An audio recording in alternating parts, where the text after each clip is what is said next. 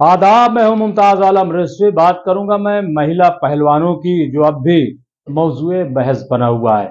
जंतर मंतर पर 23 अप्रैल से महिला पहलवान धरना दे रही हैं और उनके हिमायत में कांग्रेस हो, आम आदमी पार्टी हो और दूसरी पार्टियां, वो सब उनकी हिमायत में अपोजिशन पार्टियां खड़ी हो रही हैं।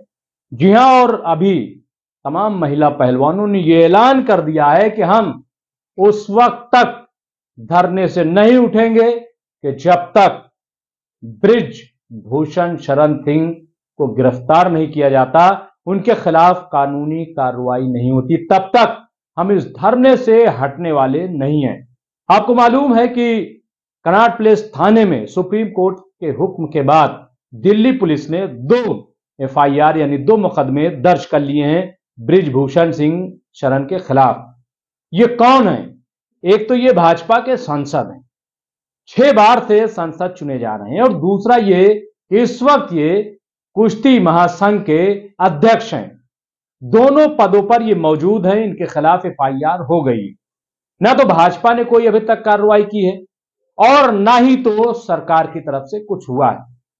और यही नहीं, बल्कि ब्रिज भूषण शरण सिंह अब टीवी चैनलों पर भी बोल रहे हैं, वो बयान दे रहे हैं, और उन्होंने एक बहुत बड़ा बयान दे दिया है।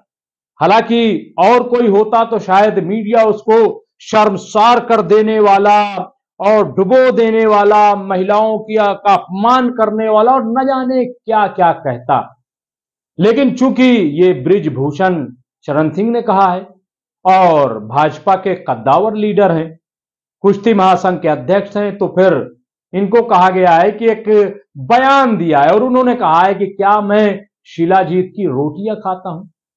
यह बयान उन्होंने क्यों दिया? और उन्होंने कहा कि मैं जो यौन से संबंधित जो इल्जाम है उसका मैं मुजरिम नहीं बनना चाहता। ये उनका बयान आया और उन्होंने कहा है कि इसके पीछे एक बहुत बड़े किसी उद्योगपति का हाथ है और एक बाबा का भी हाथ बताया है। और इसके साथ ही उन्होंने कांग्रेस पर भी सवाल उठाए। उन्होंने कहा कि इसके पीछे कांग्रेस का हाथ है और यही वजह है कि एक ही खानदान और एक ही जो अखाड़ा है वहीं के लोग हैं, बाकी औरों को शिकायत क्यों नहीं है? ये ब्रिजभूषण शरण सिंह का कहना है। यानी अगर एक कोई शिकायत कर दे तो कोई इल्जाम नहीं है। आपको याद होगा कि जब मी टू का मामला आया था तो उसमें एक महिला पत्रकार ने उस वक्त के केंद्रीय मंत्री एमजे अकबर के खिलाफ इल्जाम लगाया था, और इल्जाम था 26 साल पुराना।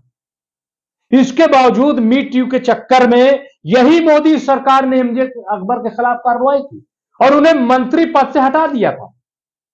क्या नहीं हटाया था? इसके बावजूद आज हम देखते हैं कि एक अध्यक्ष पद से नहीं हटाया जा रहा। यह सवाल तो बनता है, क्योंकि ये एमजे अकबर तो है नहीं, ये तो ब्रिजभूषण जी हैं, और ब्रिजभूषण जी के खिलाफ कैसे कार्रवाई हो जाए, या फिर इसके पीछे वजह क्या है? जबकि एक एक चीज जो है वो पेश की जा रही है, और 1-2 मामले नहीं, 36 मामले बताए जा रहे हैं और कई और चीजें पेश की गई। इसके बावजूद कोई टस से मस नहीं हो रहा है। और यह बयान, एक तरफ तो वो ये कह रहे हैं कि कोई सबूत ये लोग पेश करें। अब आप बताइए, क्या कोई कैमरा लेके वहां पे गया होगा, या कोई खुफिया कैमरा, वहां कोई प्लानिंग हो रही थी? सबूत इसका कैसे दिया जाए? और मी टू में क्या सबूत दिया था कि जब एमजे अकबर को हटाया गया था? कौन सा सबूत दिया था? सिर्फ एक इल्जाम लगाया था और कई लोगों पर इस किस्म के इल्जाम लगाए गए और उसके बाद कार्रवाई हुई। तो यह एक बड़ा सवाल है। महिलाओं ने कहा है कि मैं हटने वाली नहीं हूं यहां से। कोई कुछ भी कह ले, कोई कुछ भी इल्जाम लगा दे, कोई भी बयान दे, लेकिन सिर्फ अध्यक्षता पद से नहीं कुश्ती महासंघ, बल्कि संसदीय से भी इस्तीफा देना पड़ेगा और इन्हें जेल जाना पड़ेगा, वरना मैं यही जंतर मंतर पर डटी रहूंगी, यही प्रैक्टिस करूंगी और यहीं से भारत के लिए गोल्ड मेडल लाऊंगी। यह कुश्ती लड़ने वाली लड़कियों का कहना है। उन्होंने कहा अगर कोई यह समझे कि मैं घर चली जाऊंगी तो बिल्कुल गलत है, क्योंकि यह महिला कुश्ती लड़ने वालों के लिए, महिला पहलवानों के लिए इज्जत का सवाल है, उनके भविष्य का सवाल है। और अगर इसमें इंसाफ नहीं मिला तो फिर कौन अपने घरों से लड़कियों को भेजेगा कि आप जाइए रेसलिंग में, आप जाइए कुश्ती में, और कैसे भारत को मिलेगा मेडल? वाकई ये बहुत हैरान करने वाला है। लेकिन ये दो चीजों की खास तौर से कांग्रेस तो चलिए ठीक है, उसमें भूपेंद्र सिंह हुड्डा आ गए थे, चूंकि वो इसलिए आ गए क्योंकि हरियाणा की लड़कियां हैं, और इसके साथ ही वहां प्रियंका गांधी पहुंच गई तो कांग्रेस का भी नाम आ गया।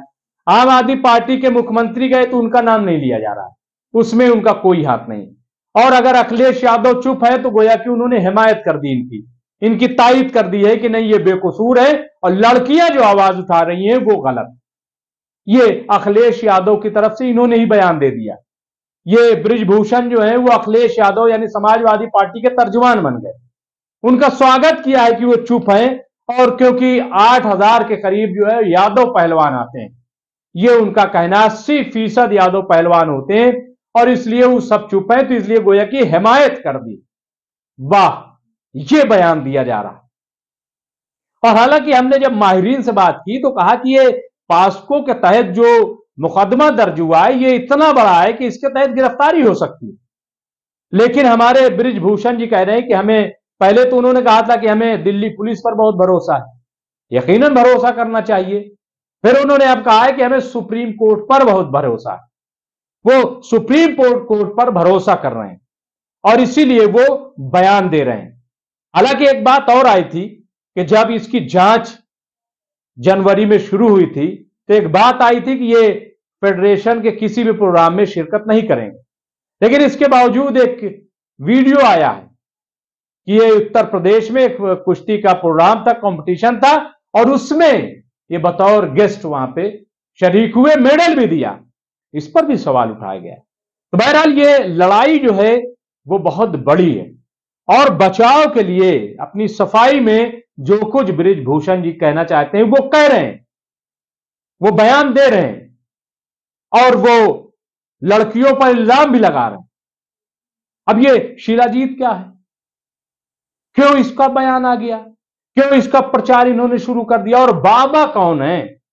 क्योंकि बाबा तो सारे इनके खैमे में है, तो फिर इधर कौन बाबा है? क्या कहीं इनका निशाना आचार्य प्रमोद कृष्णम की तरफ तो नहीं है? हालांकि वो शरीफ आदमी है, वो इस किस्म की बातें नहीं करते हैं। वो बयान भी आपने देखा होगा कि इस मामले में बहुत कम, सिर्फ ये कहा कि इस मामले में पीएम को जो है मुदाखलत करनी चाहिए, बोलना चाहिए और इस मामले को खत्म करना चाहिए।